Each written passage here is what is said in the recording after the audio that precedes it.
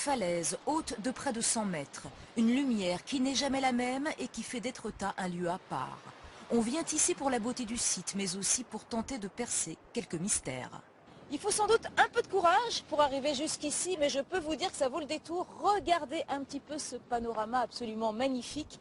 Maurice Leblanc venait régulièrement se promener par ici, et c'est sans aucun doute ce paysage-là qu'il a inspiré pour son roman L'Aiguille creuse. En face de lui, presque au niveau de la falaise, en pleine mer, se dressait un roc énorme, haut de plus de 80 mètres. L'Aiguille creuse, c'est elle. Symbole d'Étretat, mais aussi l'une des plus célèbres intrigues signée Maurice Leblanc. L'écrivain venait régulièrement ici et n'a pas résisté à la tentation d'y mettre en scène son héros, Arsène Lupin. C'est dans ces falaises que le célèbre cambrioleur aurait installé son antre.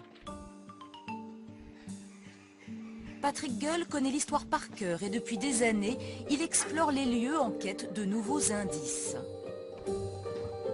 Alors, on est sur la plage de Jambourg, au pied de l'aiguille creuse, d'après Maurice Leblanc, et dans le socle de laquelle existerait un port sous-marin dans lequel Arsène Lupin avait un canot automobile submersible qui lui a permis de s'échapper quand il a été cerné par la police et même la marine nationale.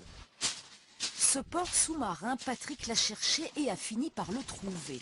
Pas facile d'accès, mais quand on veut, on peut. Et pour ce fan d'Arsène Lupin, ces grottes ont forcément inspiré l'écrivain. Donc vous êtes quasiment sûr que Maurice Leblanc est venu ici et... Ah oui, totalement. Il a longtemps habité ici, il adorait la région, il est forcément venu se promener dans toutes ces cavités.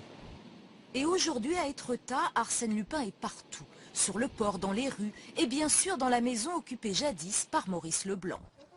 Nous sommes au Clos Lupin. C'est ici, dans cette maison, que Maurice Leblanc a passé de très nombreux étés. Il y a écrit beaucoup de romans et c'est aujourd'hui devenu un musée, le musée Arsène Lupin. Eh bien, nous sommes chez Arsène Lupin.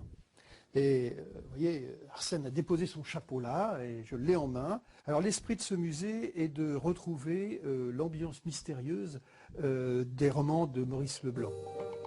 De la chambre secrète, là où Arsène fomentait ses méfaits, à la pièce où il se grimait, en passant par son trésor, le Clos Lupin est un voyage dans l'imaginaire de Maurice Leblanc. On y retrouve bien sûr la fameuse aiguille creuse. Impossible après cela de ne pas voir à Étretat le fantôme d'Arsène Lupin.